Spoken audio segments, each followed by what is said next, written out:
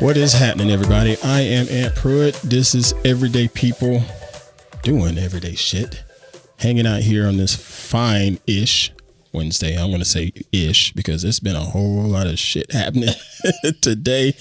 Sitting here with the one and only Queen Pruitt, the one everybody has come here to see. How you be over there? I don't know about all of that, but I am here and ready to talk. But I don't know about everybody coming here because, I'll say that now because I'll tell you why I say that later. Of course. Good to see you here on this fine evening. You too, Aunt Pruitt. I didn't pour my whiskey earlier because I didn't have time because I was trying to put out fires here in the studio, the Pruitts. You didn't let me try that one. My camera, I did let you try this one. Oh, okay. You just this one. You just like the Buffalo Trace better. I do. Which is fine. But yeah, thank y'all for being here. This is the random-ish podcast where we sit down here on the mics and pretty much just have everyday discussions like we would if these mics weren't even here. Our lives are pretty random. Mine is pretty random and boring. Hers is not as boring. But the conversations are always interesting to say the least. Thank you all for being here. And for those of you that are live, thank you for being here in the live chat room. I can see you. As a matter of fact, I think I can even put the chat up on the windows now. Look at that. I'm telling you, I'm working this shit out. But good to see you, Marcello, Jasmine, and Little Weirdo, and Ozone. Thank y'all for being here. Thank y'all. Hit like, subscribe, and all of that good stuff on YouTube right now so it can continue to send the signals out to all of the masses and tell folks to come check us out. Thank you very much. So now, with all of that preamble stuff out of the way, what's been going on with you? Because I'm tired of talking, and it's only been 5 minutes in. There's no way you're tired of talking because I know you've had a pretty busy week too. Didn't you go on your shoot this week?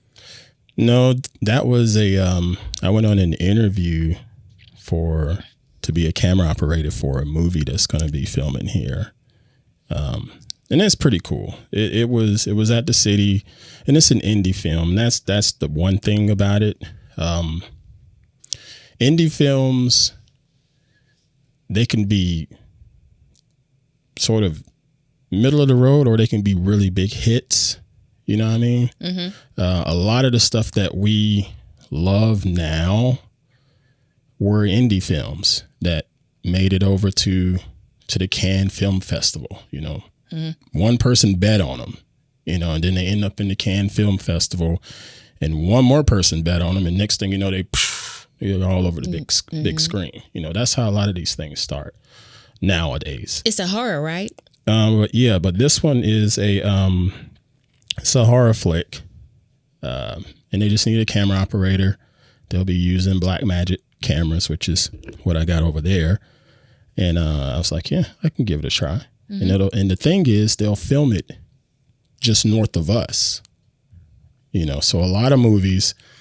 That's another thing I've learned over the years, that a lot of movies, everybody goes to Hollywood and whatnot to do all of their auditions and this and that. But there's a lot of scenes that are filmed up and down the coast of California, and particularly here in Northern California. Mm-hmm. So this one is going to be a horror movie.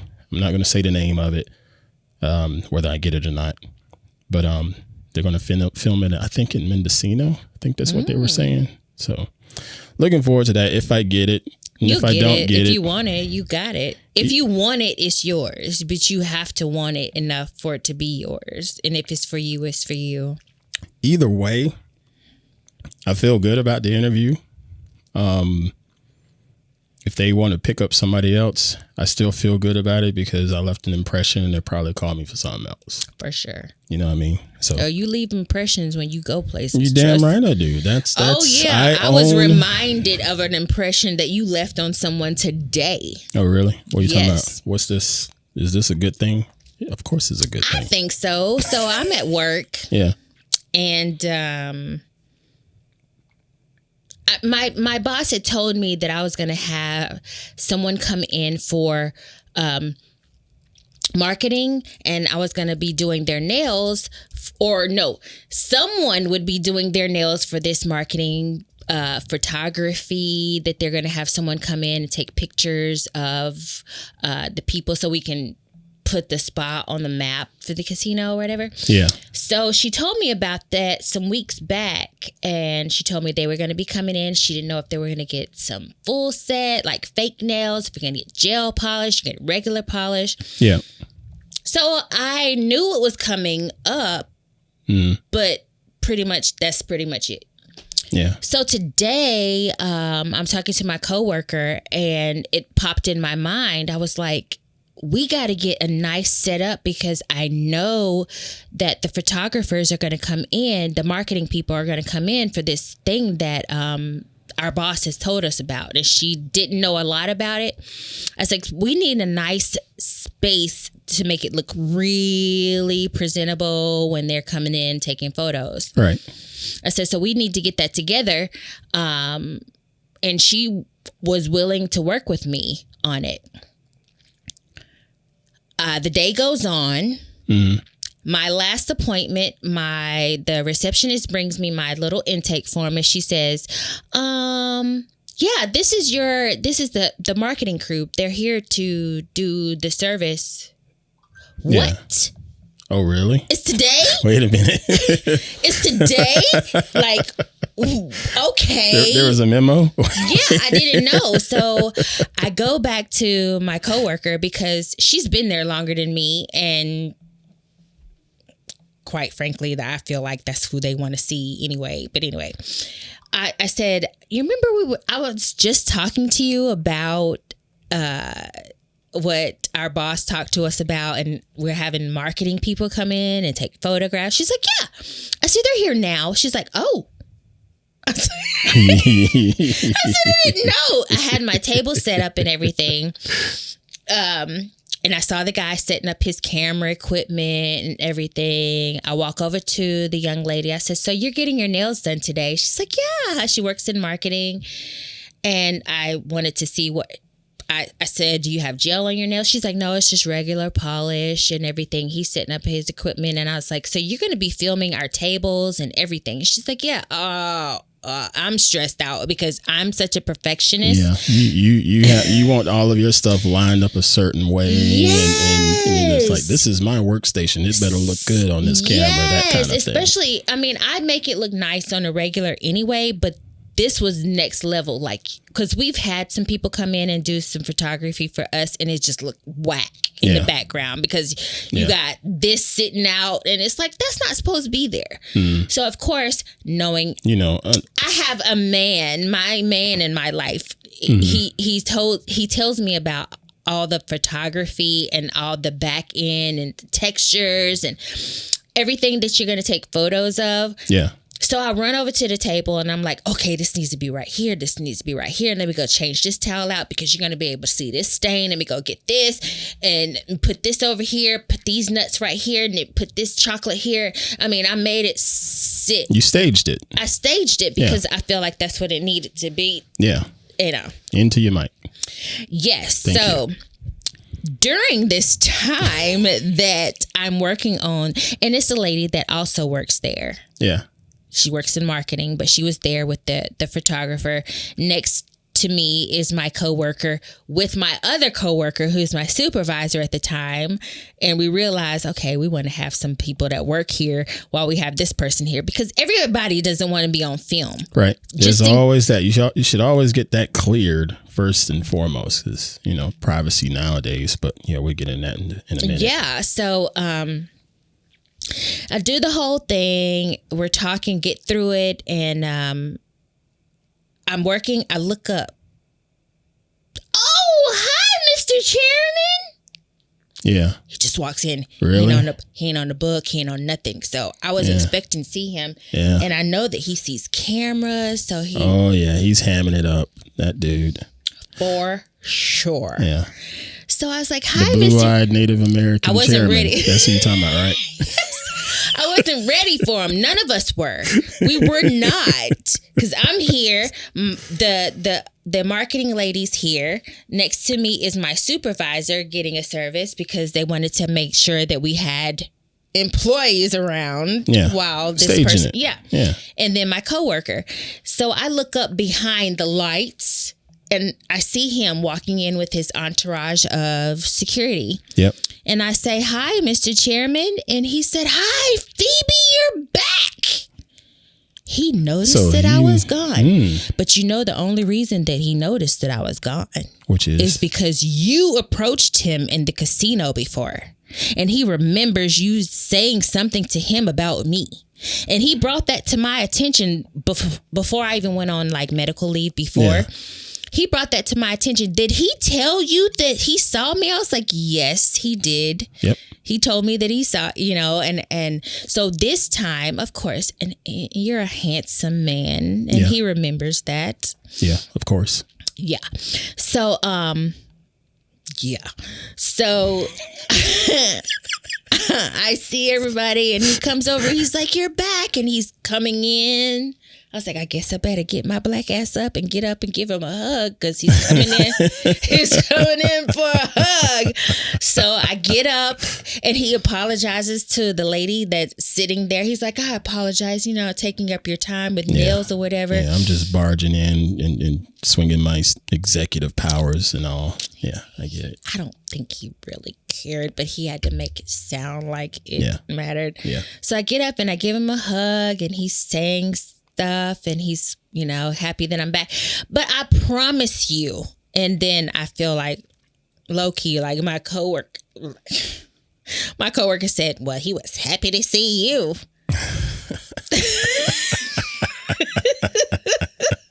Hey, it be like that. It be like that. I didn't. And shit, own it. That's how it is when we in the room. Own it. I wanted to. Yeah. But I don't like the drama, the extraness, because I could see it. I could feel it. Like, he was happy to see you. Yeah. I was like, well, I'm an actor. Yeah. And what's that gesture Jay-Z used to do? The flick. I can't remember the song. Of his name. But I it's the same principle. Ooh. We're oldish. But yeah, we are. And I didn't like it because I was like, I don't want anybody to think anything. And it's horrible. I'm mad at myself now looking back at it, making excuses for it. Like, the only reason that he saw me is because of you. The only reason that I feel like that he noticed me and said something to me like, "You're back," and "missed you," whatever, is because you brought it to his attention that I had done his nails before. Yeah. And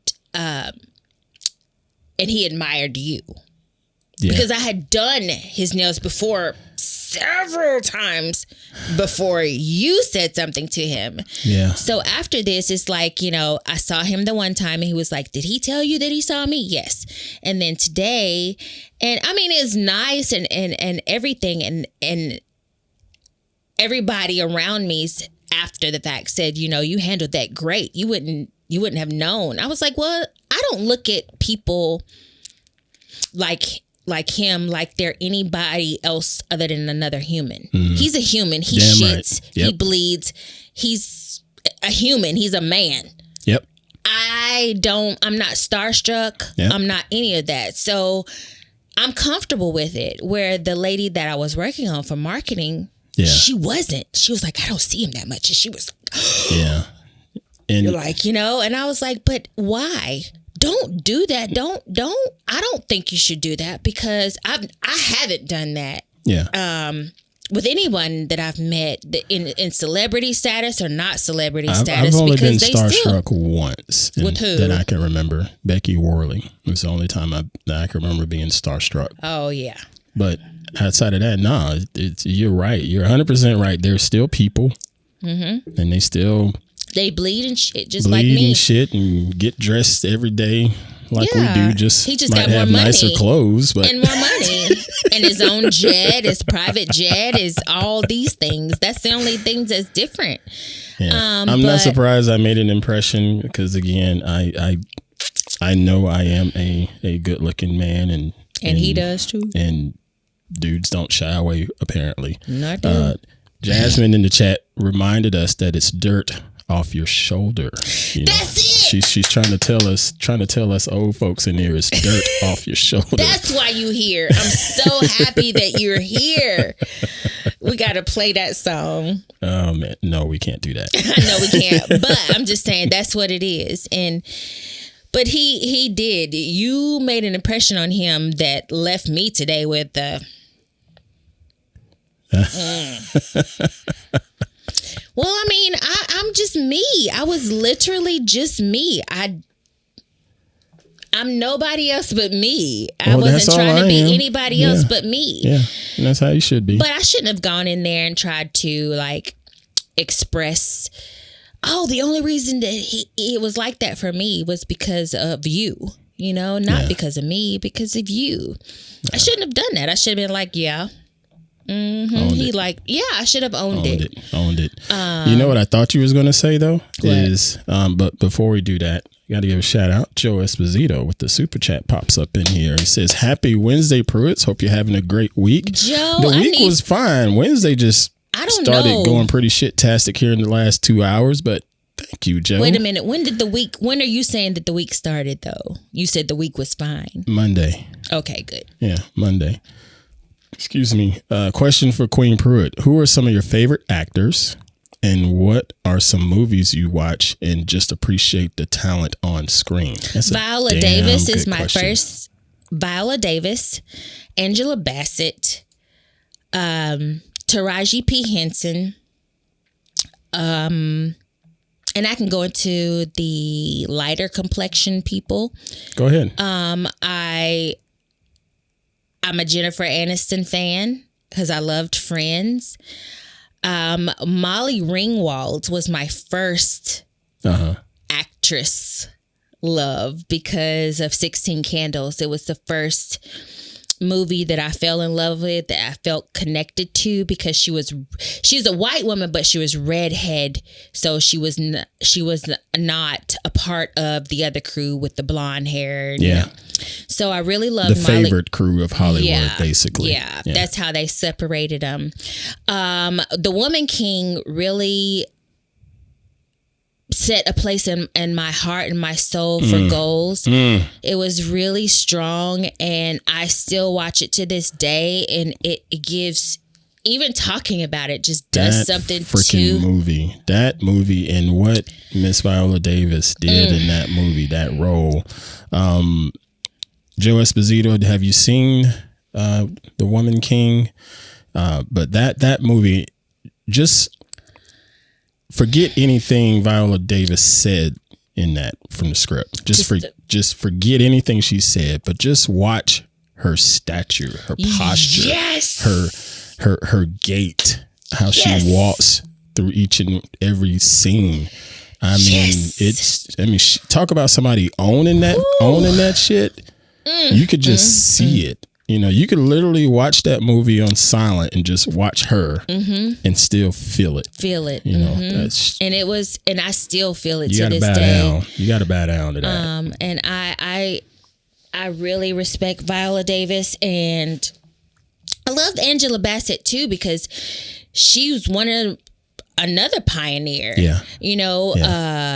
Taraji, she's more of our age, so she's right there with us. So I really jump onto her as well, because she wants to fight for us. Just like she goes out now and she's talking about, I want to do this for the next generation. And I feel like I'm that next generation, even though we're in the same age bracket. Yep.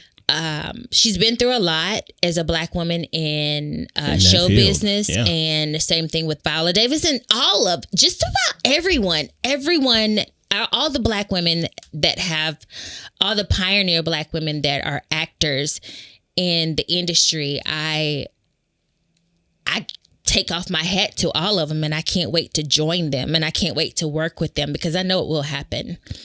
I'm just waiting on my turn. But if I had to boil all down to one, it would be Viola Davis, the Woman King.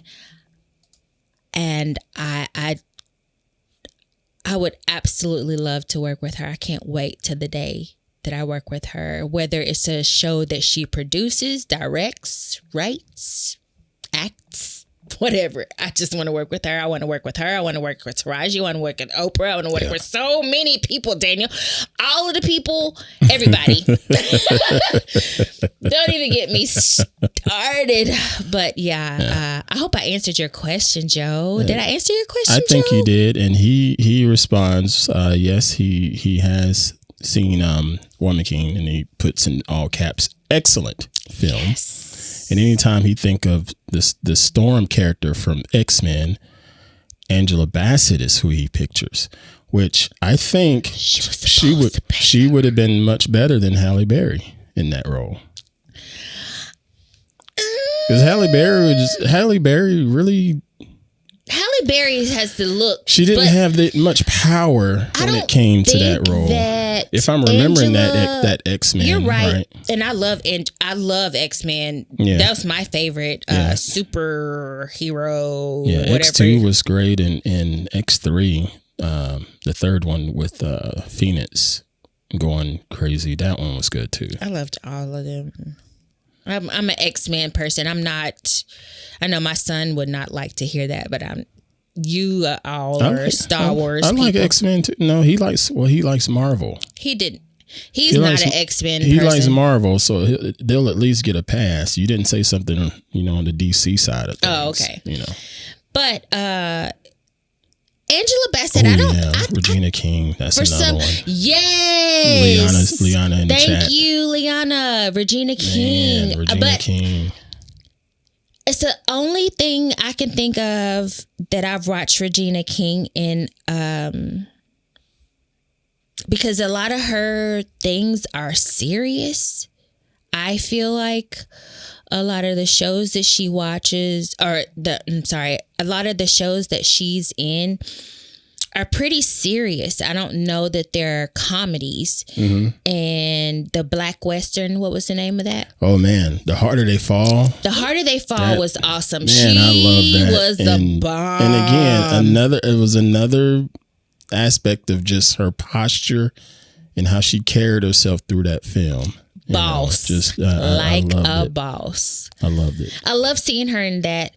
But, my generation with watching Regina King, I go to Boys in the Hood. That was the first time I saw her really. I remember that part. She was up there. Yeah. You better take your ass to the store with that. She's drinking that 40. And that's what I remember her and Poetic Justice. Yeah. So everything that she's been in has been so serious, and I like comedy because she does do VO for the Boondocks too, according to Liana. She does. That's right, and Jasmine told me about that too. She is VO for the Boondocks. Is a lot of big heavy hitters in that. It is. I need to watch it more. I started watching it, but I like comedies, and I feel like a lot of Regina King's are pretty serious. The Harder They Fall was not funny. It wasn't funny, but Boys in the Hood, not funny. What can you think of anything that Regina King has been in that's funny? 227. Oh my gosh. Come on now. Okay. Regina King as an adult over the age of 30. Regina King in 227 was hilarious. I was always so jealous of her beautiful eyes. She has the prettiest eyes. Yeah. As I try to touch my eyeball through my glasses. We're gonna let that slide. I just wanted to make sure I said something just in case the camera's caught up. Sure, folks. You're hanging out here with us on Everyday People doing good old everyday shit. Totally random, fun podcast to hang out with. So we're going to pause for a few seconds just for a bit of a way to pay the bills. Be right back. And we are back. So, it's been a pretty eventful week with you and everything going on with your schooling and classes and all of this stuff. You've had some highs, you've had some lows, and the thing is, I'm pretty pumped up about the highs, though. You know. I have had some highs, but we cannot, as badly as I don't want to, because I'm embarrassed.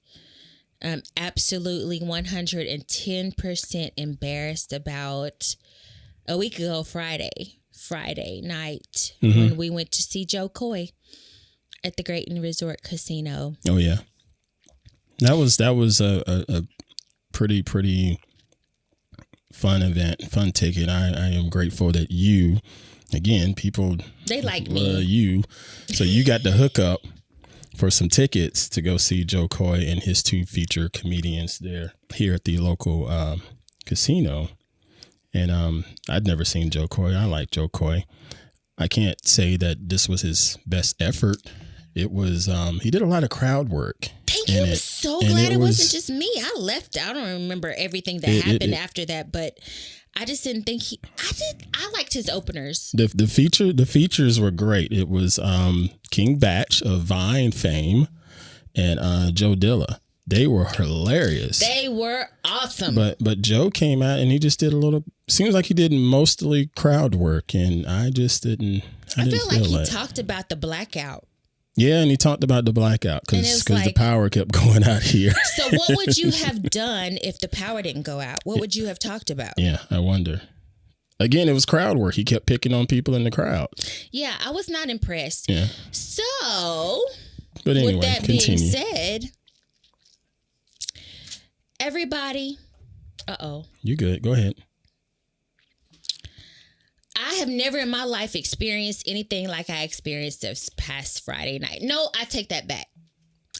When I took Ambien, when I used to have to take Ambien to go to sleep, is the only other time that I can think of that I've experienced a night like Friday night. Everything started off great. When I tell you it was popping, I didn't know I was going to get the tickets. I was so busy Friday at work. I had pedicure. One of my guests, I love her so much. And we were talking, and she's Vietnamese, and she knows that I know a little bit of Vietnamese. And she's so cool, and she comes back to me. I love them so much. And at the end of the night, we close at 7. I was finishing up about 6. I don't even know what time I reached out to you, and I know it was before 7, but I don't know. But anyway, it was literally about 45 minutes that I had of spare time to get it done. It was literally last minute. It wasn't a lot. Yeah. So she comes over to the spot. I'd already worked on her earlier in the day, and she comes back at the end of the night. What time you get off at 7, right? I was like, yeah. She's like, she said, I have tickets to go to see the show tonight. You want to go? I said, sure, that's fine. But you cannot leave me. I need to be with you. I don't want to be by myself. She's like, no, you need to call your man. Tell him to come with you. I said, oh, well, you got 2. She said 2 extra tickets. I said, okay, I'll call my man. So I went, called you to see if you wanted to come. You was like, yeah, sure, I'll come. Okay, bring me some clothes, because she said, I'm going to meet you at the elevators at 7. Let me interrupt you here. Sorry. Because this line right here, bring me some clothes. All right, dudes, everybody listening to this podcast, dudes, guys, that's one of the worst things you could be told is by your better half to bring them some clothes. Do you know that's like a freaking loaded grenade? There's hold on. There's nothing. 9.999 times out of 10, there is nothing you can do that's going to be right on this. And when she told me that, I was like, oh shit. I said anything. And that makes it better, because anything. I don't don't care what it is. Okay. Just grab me something because I cannot have on my uniform in here. So let's say I just brought anything and it been a shit show. I would have never heard the end of it. But I got to tell you, when you said that to me, and that, actually this was all over text message. So I'm like, oh shit. And I go in there to the closet and I have no idea what nothing is. Not a damn thing. This is a big ass closet. There's a big, huge L-shaped closet. And if you figure out the who owns what, the plots of the L, I got the tip of the L. You act like I got a lot of clothes and but I don't. That's the thing. You don't even have a lot of clothes, but yet I still have this little tiny tip of the L in the closet. So I'm in there. I'm like, I don't even know where to look. And I looked out and I just saw something purple, grabbed it, and I said, okay, this looks like a top. It's purple and it's a top. All right. So now I just need to find some breeches. Please have some denim in here somewhere. And fortunately, she did have some denim in there, and I grabbed it. And I hoped it fit, because women will hold on to clothes that don't fit. Goodness. They're either too big or they're too small. And it was, boy, I might as well just been over at the casino rolling dice, thinking I was going to get this right. Man. Clothes don't fit like that anyway, so you would have been fine. Right. But I'm sorry you to did interrupt. Great. You did an amazing job bringing me that purple hoodie. Purple hoodie and some breeches. And it went with the purple a headband that I had on my head too. I had on a purple headband. Total luck. Had on the purple hoodie, and he brought me the jeans, the breeches, and I had on my shoes. Okay, so Anthony comes and he brings me the clothes. I'm standing at the front desk waiting for him because I'd already clocked out. I'm up at the front so that I can run to the back and change clothes while I'm in the spa, because I know we had to move fast. Yep. So I see you coming down. My boss is like, what is going on? What are you doing? And I said, we got tickets to the show last minute. And she's like, oh my God. Blah, blah, blah. I changed clothes. You guys got to follow me through this story. Okay. So I changed clothes there at the spa. In the back, we have a pantry that where the hairstylists and the nail techs go into. That's where we make our trays. That's where we get all of our products and everything together before we take it out on the floor, for the most part. Towels, all that stuff. And we go in there to clean all of our implements. So when Anthony brought me all the clothes to change, I changed in the bathroom in the spa. I went to our little pantry. I didn't have anywhere to put my uniform, and we can't have it on the floor. So I took off my uniform. I threw it in the back of our area where these towels are. Went out to the front. Anthony and I walked out. Story. It is what it is. So I messed up in the beginning of the night because my friend told me, we're going to meet you at the elevators. Okay. Elevators. I only know of one elevator. I wasn't thinking of the elevators right outside of the spa. Yeah.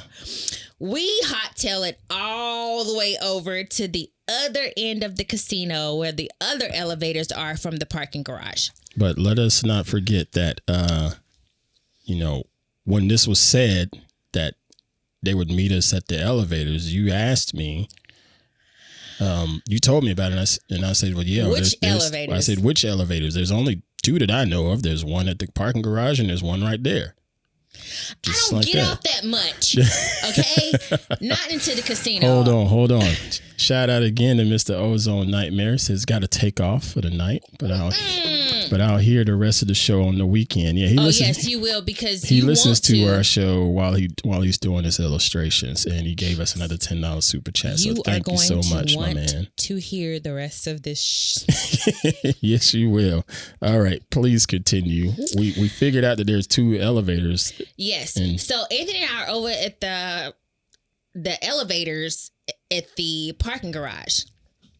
And I text her and I say, I'm over here waiting for you. Then she texts back and said, where are you? You're not here. And I'm like, oh, you must be at the spa. And it's I knew it was two sets of elevators. Okay, I didn't know. So we walked back over there. It's right by your damn door where you walk in. Literally outside of my job.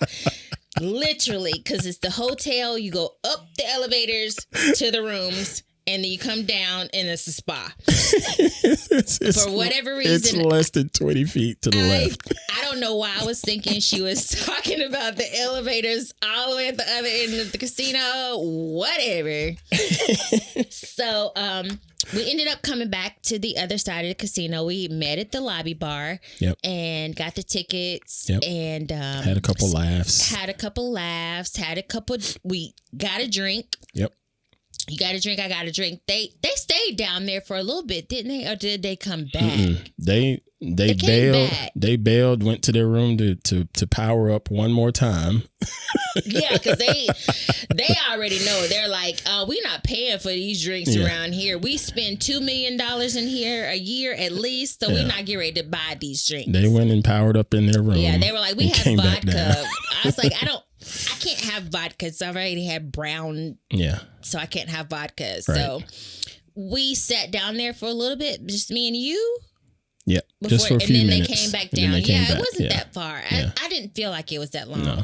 So they came back down, and we were just hanging out in the lobby bar talking until it was time to go into the show. So we went inside. Now, this is Friday night here in this area of California. It was a monsoon. We were losing power. It was raining, storming. It's the whole country knows about this weather we're having over here. And they do? Yeah, because even NorCal, even further north, they have the blizzard going on. And my good friend Lisa Carney, she's not at home at the moment, fortunately, but her sister's staying at the house and is pissed off. Oh, no. So, yeah, the weather has been national news over here. It's ridiculous. Yeah. But anyway, proceed. So, we go into the concert. We go into the concert. The lights go out. Well, you went inside before I did. Yeah, they went out. They went out before the concert even started. But you went inside. I did. Why did I stay out? You wanted to get a beverage again. Yes, I wanted to go back around because I didn't want to mix anything, and the only drinks that they had inside were like beers. It was mostly beers and all these other things. So I wanted to go back to where I had already had a beverage and get one. Yeah. That's what it was. So I went back out, and on my way back in, I saw my coworker, another coworker that was there, and I was like, "Hey, how you doing?" And we're talking, chatting it up or whatever. Did you say ADD? What happened? Why you say ADD? So I went back in. We chatted up for a little bit. Went in. You showed me, we got nice seats. These are good seats. Blah, blah, blah. It's really nice. So we went in, sat down. The show finally started after the lights went off for a while. And I think my great niece was even suffering from the power outage at her job at Calskate. Yeah. They didn't have power for a while either. Yeah. At the same time, but the generators came in and we were back on it. Yep. Going the show, I was bored after the openers, and the security was like on me because all I wanted to do was see the time on my phone, and they go come out. I didn't even bring out my phone. I didn't even have my phone in my hand. I understand. They got everybody. They got the chick next to me, the old lady in the wheelchair.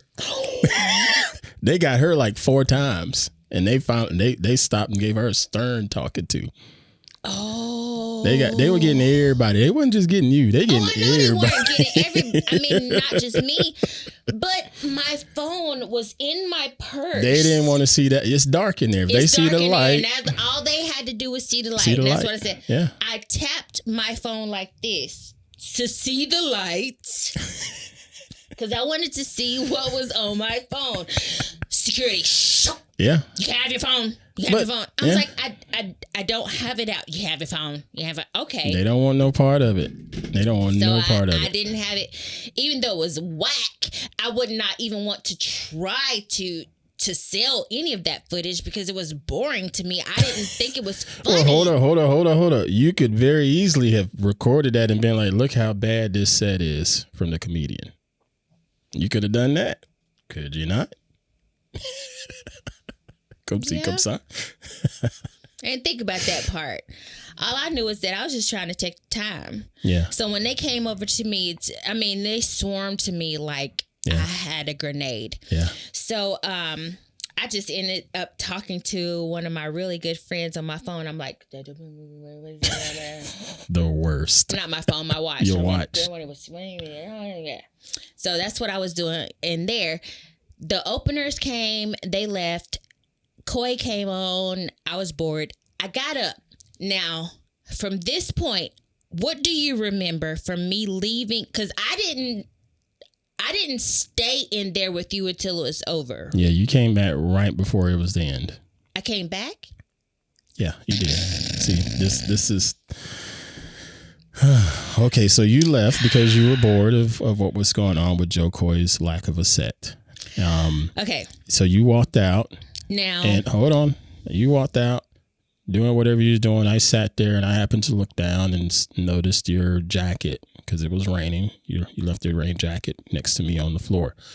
And I'm thinking she's either going to come back and get it or she forgot that she brought it in here. Let me just grab it just to be safe. I don't want to assume she's just going to come back. So I made sure I put it on my lap. And I was not going to forget it.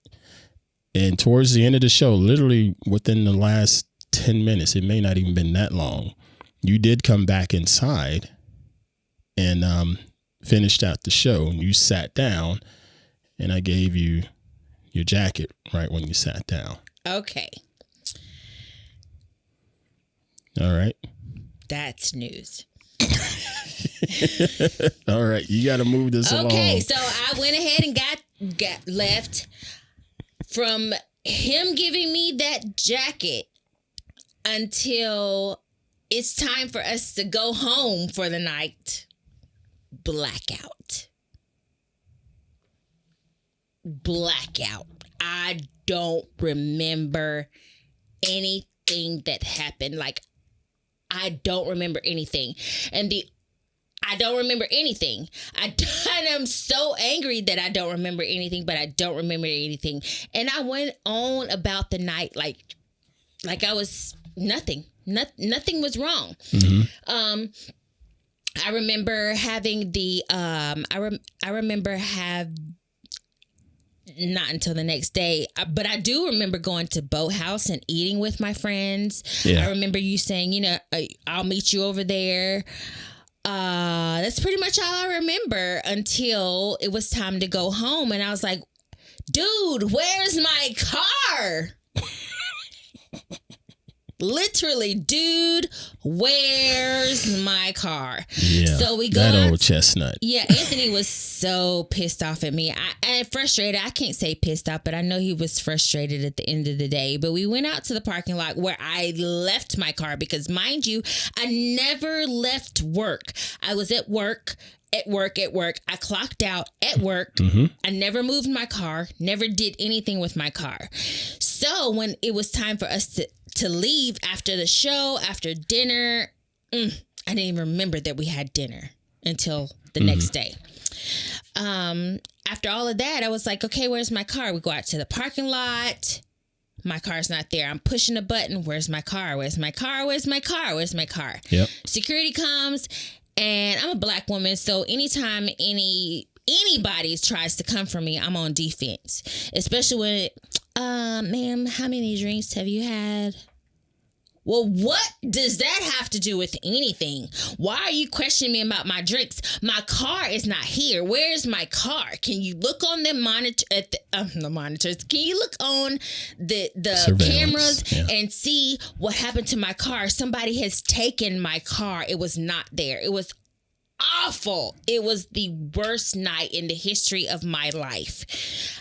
I never found my car. long story short, I never found my car. Anthony stayed on the outside while I went to the back of the house with security because I worked there. So I was trying to find my car. I'm talking to security. I'm blaming them. I'm like, y'all only treating me like this because I'm a black woman. You don't care about me. If I was an Asian woman or a Hispanic woman, you'd be trying to help me. Nobody's trying to help me find my car. Where's my car? I'm so upset. And those guys, they handled it like they were they were pros. Like they could care less. I'm just sitting there, and then I'm texting with my boss, telling her I'm not going to be at work tomorrow because it's 3:00 in the morning. I'm still here, and I don't know what's happening with my car. Still trying to find my car. Anthony drives me home. We go home there because we couldn't find it. I didn't know where it was. We couldn't find it. So we go home. We come home. Well, you need to call 911. I call 911. I don't say the right things. He starts fussing at me. Yeah, I didn't tell you to say that. I don't know what to do. What's going on? Hello? Hey, Miss Pruitt, this is Grayton Casino.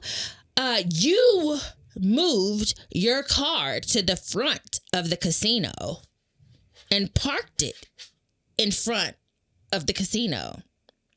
Still, I'm like, no, I didn't. I don't remember doing that.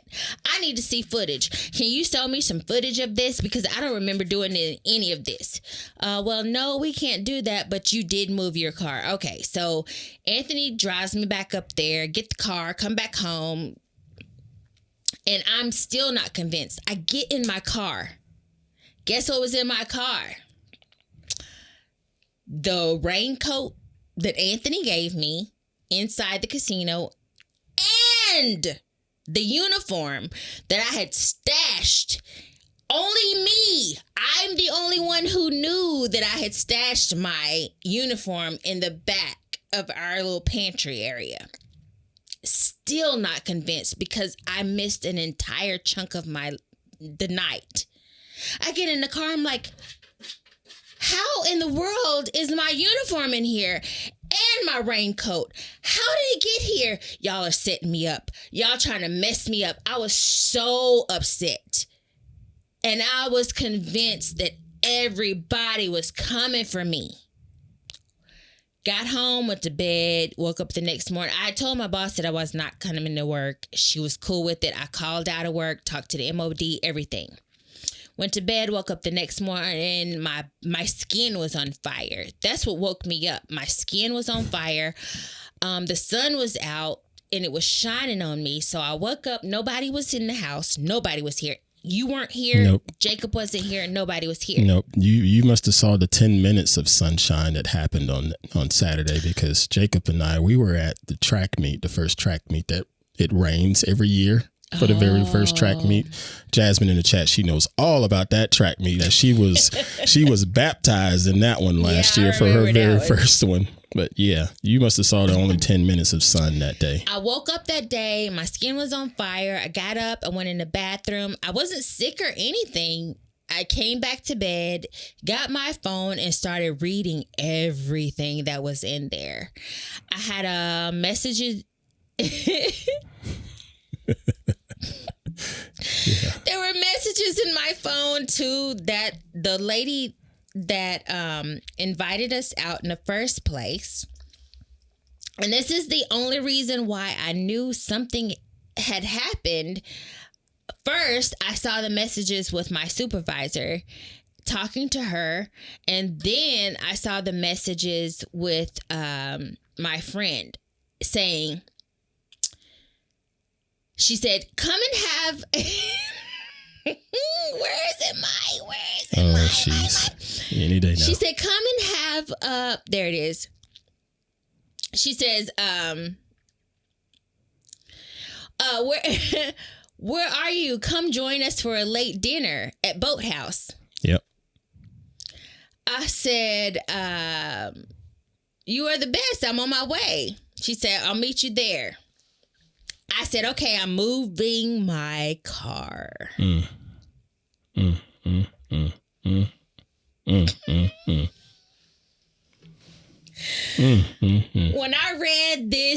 next day, okay, I'm moving my car. I'm walking in. I was like, then it all just came crashing down. I was like, oh my God, I'm moving my car. I moved my car, like for real. Like security said, you moved your car to the front of the key center. Yes, I moved my car. You moved your car. You walked in. We had dinner. We kiki-kaka'd. Yeah. All of that. None of that do I remember. I don't remember that. I literally blacked out for all of that. Such a great chat from Jasmine. She says, were you inhaling? No. And you know what, Jasmine? That is the problem. I honestly and truly believe. Pull your mic to you. That me taking those edibles. Yeah. Excuse my French, effed me up. Because that day when I was at work, I didn't eat during lunch, but I had breakfast. I'd had something to eat for breakfast. Went to work. I had the little by mouth THC. But that was at the beginning of the day. Oh, God. At the beginning of the day, I had the by mouth THC, and then around 3 o'clock, by mouth THC, because that is what I use it to help me focus instead of the Adderall, because I'm over the Adderall because it makes me stutter, in my opinion. Mm-hmm. So I hear you, Smokey. No. If I had smoked, this shit wouldn't have happened. Man. So when I tell you that the next day I couldn't see straight. Like I felt like shit after the fact. Now I didn't feel like shit until I figured out that I was the problem. Yeah. Yeah. That's when it hit home, and I was so embarrassed. I was disgusted with myself. I was mad at myself. I was sick. I called my boss right then and started talking to her. She's like, "Are you okay?" Yeah. Because I had talked her ear off the night before. Yep. And she's like, "How are you? Everything okay?" I was like, "No." And I started explaining everything to her and how bad I felt about everything that had happened. And she was like, "It's okay. We've all been there." I was like, "No, I've never been there. Yeah, I've never no, in not my there. life." I said, "I've never in my life blacked out where I don't remember anything that happened except for when I was taking Ambien, the sleeping pill." Yeah. And that's what I felt like. I do have some of those episodes. I may have to pull those out. I don't know if y'all want to see those. When I was taking... I do have some Ambien recording. I don't think anyone in this world should take Ambien. Ever. Ever. I don't care how tired you are. I don't care anything. I don't think Ambien should be on the market because... It's dangerous. It's very dangerous. Yeah, it's dangerous. I didn't know a lot of the things that I was doing, and I was sleepwalking. Sleepwalking, sleep driving, sleep everything, sleep talking, sleep having conversations, sleep eating. There were some classic conversations, man. Some classics. Yeah, and you got them on video. And when I started to see these things, I'm like, I got to get off this shit. I don't need having this in my life. And that's what I felt like. I felt like I had taken Ambien. I have some thoughts on this here. But first, I want to take just a few minutes to take a break and pay some bills here. So y'all stay tuned. All right. We are back here on the Everyday People Doing Everyday Shit. I don't know if this is everyday shit. And Queen Pruitt over there telling her story of pretty much just blacking out for about 3 hours. On a Friday night here recently. I appreciate you being vulnerable. I know that sounds cliche. No, it's vulnerable because it was awful. And when I see these security officers, I've been looking for them all week. Yeah. But I guess maybe they only work the weekends because that wasn't nice. Yeah.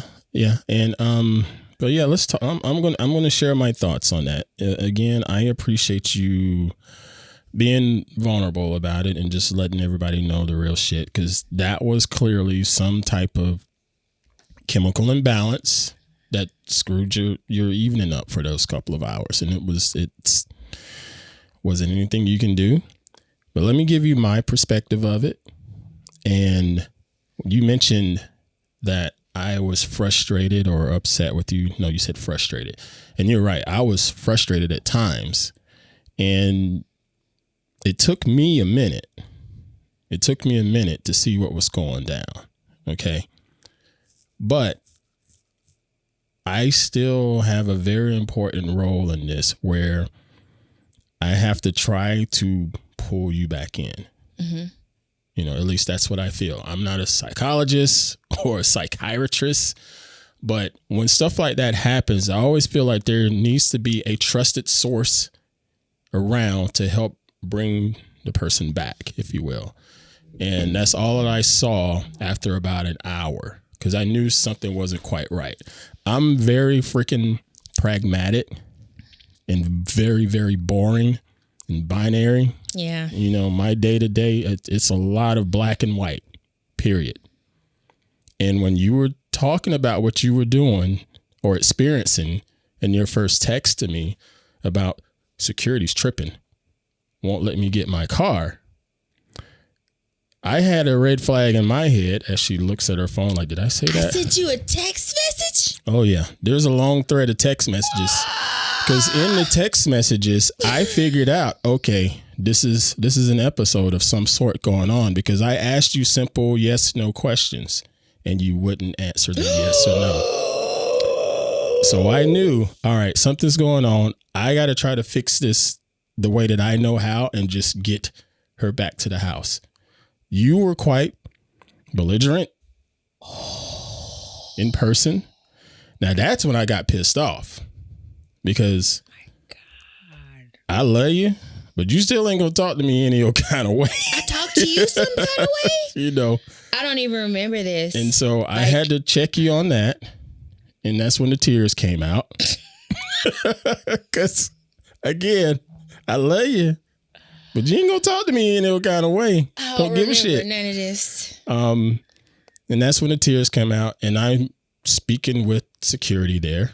And I told security, as you were storming off, I was telling security, I said, look, y'all, we've wasted 2 hours when there's just two possibilities.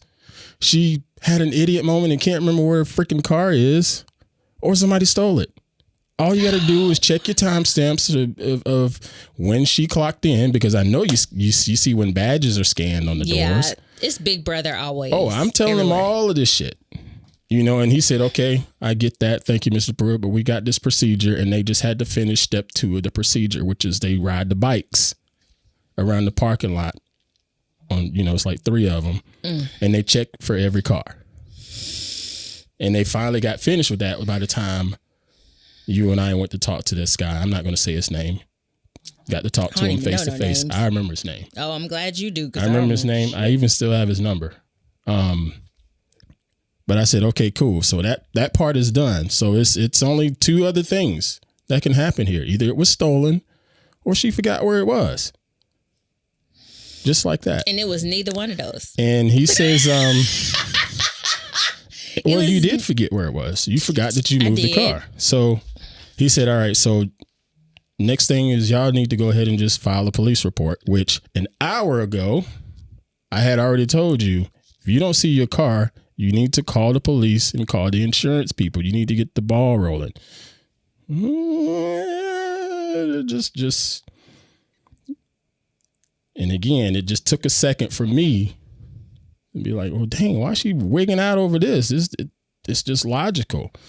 But then you decided to go inside and talk to the security because you work there. It's like, okay, maybe we can get something done. And then that's when I started getting the flood of text messages. And then when I saw you wouldn't answer my yes, no questions with a yes or no, or my simple questions of, I think I even just asked, where are you? And the answer was a paragraph. Yeah. I said, okay, yeah, this is far gone. And I need to figure out a way to just diffuse this and just go home. And that was it. And then when I yelled at you again because you came home and we called 911 and they asked you where did you last see the car, and you said our home address. And so she was like, oh, so you last saw the car at your house?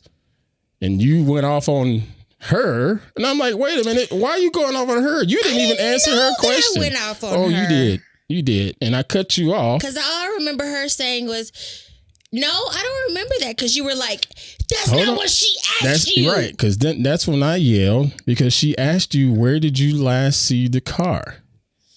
Where you last saw the car was at your job, not at your house. And all I'm thinking of is I'm at home and I don't know where my car is. You're not thinking clearly at the time. And again, someone like me, I struggle with stuff like that from an empathetic standpoint. Yeah. Because I'm just, give me the facts. Black and white, yeah. Give me the facts so I can try to solve the problem. Yeah. You know, and so that was my quote, last straw for you. Yeah, and I was done after that, because I don't... It bothers me. Like a lot of people, I can really like get on people's nerves or hurt people's feelings or whatever. But when it comes to you, it really bugs me if I upset you. Mm. And when you fussed at me, I was done. The waterworks came, because it's like, no, I can't have him upset at me. Then that means that I really fucked up. Mm-hmm. And that's how it felt. Like, no, he's yelling at me. That's not what she said. So I was done after that. Yeah. And then as soon as we hung up the phone with 911, yep, here comes the casino calling me. Miss Pruitt, you moved your car. Yep. And you still didn't want to believe it. And I still didn't want to believe it. And you wanted to argue about it. And I wanted to argue about it. Because I wasn't going to argue about it. I was like, nope, get your shit. I said, y'all set me up. Y'all set me up. Where'd it come from? Then I get in the car and I still didn't want to accept it. Because I was like, who moved? Who went and got my raincoat? Who got my uniform from the pantry that I'm the only one who could get? Mm-hmm. I'm the only one who knew it was there. Like, it was the worst effing night of my existence. I can't think of another night that was that bad. I've had some really moments where, I was inebriated. I fell, hurt my knees, made scars, bled. They were fun. Hey, Biscuit, how about you? I don't care that you're knocking on the door. Stop knocking on the damn door, dog. Go get in the bed. I hear him scratching on everything. I'm sorry for yelling at everybody's ear. No, I wasn't ready for it.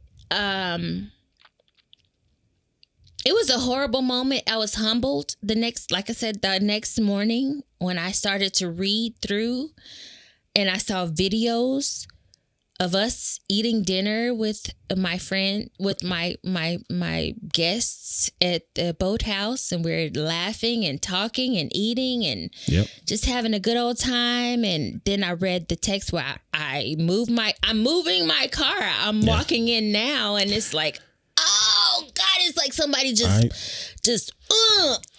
into the gut. I had one more moment of where I was pissed off at you, but I had to let it go because you were okay. You were safe. And this was for the car pickup part. Okay. Do you even remember driving back? Mm-hmm. You do? Mm-hmm. What do you remember about driving back? I remember speeding like a bat out of hell because I was pissed off. Oh, yeah. I'm watching you and I'm trailing you to try to keep up with you. And it wasn't pretty. You probably could see my fingerprints in my steering wheel now because I was squeezing it so hard. Because I was angry and frustrated, and I could just see that spiral happening at the time. Mm-hmm. Did you check your right tires, right side tires? Have you checked those? I see that there's some red on my right back tire. It's on the front too. I didn't see the front. Know how that happened? Nope. Speeding and you ran up on the curb. Mm-mm. No, I'm just saying. Yeah, you just don't remember it. Yeah. I was angry. Mm-hmm. And that's all I know is just like, it was serious. I felt like everybody was coming for me. It was the worst night that shouldn't have been the worst night. It started off great, having fun, laughing, talking, a blackout moment. Then it wasn't a blackout. Then I was like fully aware of everything. And so it was just messed up from that point on. Yeah. And I see today is the first time I saw the red, but it was on the back tire. I didn't see anything on the front tire, right side. Too. It's on the front. And I was like, I don't know where that came from. It could have been really bad because I saw it happening. It could have been really bad. Fortunately, it did not. I was just like, this is not fair. Nobody is believing me. Nobody's seeing me. Nobody cares. You know, at that point, it was just like, because and you know, the thing is, it's a serious moment when you are constantly feeling like you're on the defense. Yeah. And I live my effing life on the defense. Yeah. And living your life on the defense, when people come for you, you're constantly like, no. Yeah. And that sucks. It does suck. And I make a conscious effort, especially in that moment. I know I said it several times. One phrase. I believe you. I believe you. And then I followed it up. But this is what we have right now. Mm-hmm. Because you say, I didn't move my car. I believe you. But right now, the car isn't right here in this parking spot. Mm-hmm. It isn't in these other 30 parking spots either. I believe you, but it's not here. And I want to make sure you could hear me say, I believe you, because I know what you live. But boy, that still didn't diffuse it. It didn't because you just don't understand. And I can't even make you understand. But it was a effed up night and it did not get any better. Because after that, I talked to my boss the next morning and I felt like shit. So I was like, she's like, you want to go to work? Come on in work. I'll meet you there. I went to work. They had to reschedule the morning appointment. Well, the first appointment. We are going long. Oh, well, but go ahead. Finish this up. Oh, it's very long. We'll have to do it next week. Yeah. Mm. We have to finish it up next week. It's a long night. I told y'all it was going to be a night that you would not forget. But we'll stop on the atrociousness. Atrociousness. We'll stop the atrociousness. That might be the show title. We're still alive. I'm still breathing. It's still breathing. Yeah. I've learned a lot from the situation that I won't do anymore. That's the key. We live, we grow, we learn. That's the key. I have lived, I have grown, I have learned of things that I will do and won't do ever again. Good news. I'm going to be casted. Yes. In a role that I was not expected. I auditioned for a role, a Shakespeare play called Much Ado About Nothing. I've been watching it. I auditioned for it, and then I wasn't really sure that I was going to be able to do anything with it because I don't know anything about Shakespeare. I have not taken the Shakespeare class because I don't like the instructor that is there. I don't think that I would be able to take a class with her. So I haven't taken a Shakespeare class. So I was like, I'll go ahead and audition for it. I don't know how I'll do, but I'll do it. So I auditioned for it. And I was ready to do some more with it. And the director and both of the directors are in one of my other classes that I'm taking right now. And they knew that I was there and that, they wanted to hear all my side of the story. I did everything. And the chat room goes wild with joy. Much Ado About Nothing. I've been casted. But listen to the role that I've been casted for. I don't know if any of you have ever... Did you know about Much Ado About Nothing? Because I didn't. Nope. I'm still learning. But I learned that Denzel Washington was in it. He was the only chocolate chip in the cookie on Much Ado About Nothing, and he was the prince. So it was really cool. And it's a comedy, not a tragedy of Shakespeare's. So I watched it, and I got a call back to read for Leonato, Ursula, and Beatrice. If you don't know who those people are, look up Much Ado About Nothing and you'll know. Yeah. None of them are Denzel Washington's roles. Well, congratulations. You have clearly earned it. Our chat room is giving their praises and congratulations. We thank you for all of that. I will be playing the role of Leonato, but I will be Leonata. I am the mother instead of the father. I'm the mother and aunt instead of the father and uncle to the other stars. In other words, she's still trying to figure this shit out too. I was getting ready to say the real girls' names that's playing the roles, but I can't do that. But yes, I'm going to be in it. So it's really cool. I'm excited about it. We're going to go through the read through on Tuesday, and I'll have much more to talk about next time. I told y'all you weren't going to want to miss this episode, but I didn't know it was going to run this long. It was atrocious. Bless your heart. It's embarrassing. Everything was atrocious, embarrassing moments. This has been a week. It's been a week, but it's been a week.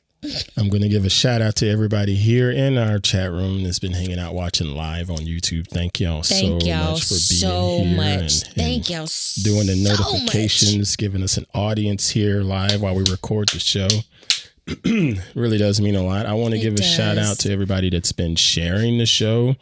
Thank you. On all of your social platforms and so forth, or just from word of mouth. That means a lot. Another personal shout out to my man, Mr. Ben, who sent me a referral today for a potential gig down the road to shoot. You know Ben. I'm not going to say the last names on the air.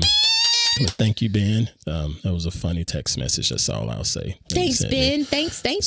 We'll follow up on that, and hopefully it leads to, yet more opportunities. Again, everybody, feel free to send us feedback, comments, and so forth. Just shoot an email to podcast@antpruitt.com. That is old school, I know, because it freaking works. Email works. Podcast@antpruitt.com, or just hit us up on the social media platforms. We're very easy to find. I'll link to them in our show notes. Again, like, share, subscribe. If you're interested in supporting the Patreon, it's only $5 a month. It is patreon.com/AntPruitt or antpruitt.com/Patreon. And thank you to Panfer for his music contributions to the show. And that's all I got. You got anything else? I was not roofied. No, you were not roofied. I was not roofied. No one wasn't assuming that just yet. I just want to make sure that everyone knows I was not roofied, or I didn't take Ambien, and I wasn't even drunk. Nope, wasn't drunk. I have no idea what happened. That was part of my discussion with said security at the time. Because it pissed me off. I'm like, wait a minute, y'all assuming she's drunk, but then at the same time, I get where they're coming from. I do too, because of what they deal with. Yeah. But I wasn't. I would have felt better if I was. Yeah. So I wasn't drunk. I don't know what happened, but thank you so much for listening to us. And please come back next week, because I'm going to need all the support I can get for this Shakespeare role as Leonato, in the role of Much Ado About Nothing. Please check it out. I don't know which version you can find. If you want to check it out on, there's a version with, what is her name? I can't think. But Denzel Washington plays one of the biggest roles in the play, and Much Ado About Nothing. And I am going to be playing the role of Leonato. Yeah. good. And it's a huge roll. I just wanted a small one, but they gave me a big one. And it's not a daggum musical thing. It's not a musical. All right. Yes. We are getting out of here. Yes. Much ado about Atrocious. Thank y'all again for all the love and the support. Be sure you're subscribed to the YouTube channel, as I'll be here live on Friday doing a bit of office hours, answering your questions, be it about the creator side of things, photography, video, gear, or just random stuff that's on your brain. Check us out. I have fun doing that. It's been doing that for the last couple of Friday mornings, so check us out. All right, we're out here. Take care. It's time for me to go let the daggum dogs out because he kept knocking on the door. See ya. Good night. And he barks.